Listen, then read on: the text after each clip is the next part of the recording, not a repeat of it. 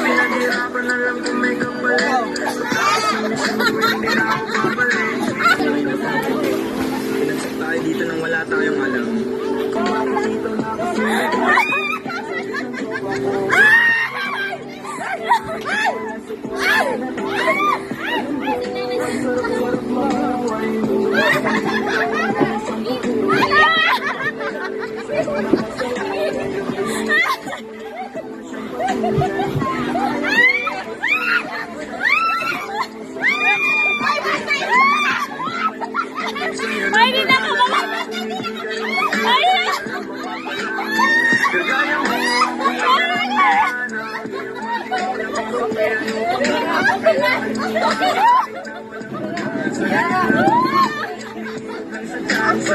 naturalesa na saan niya?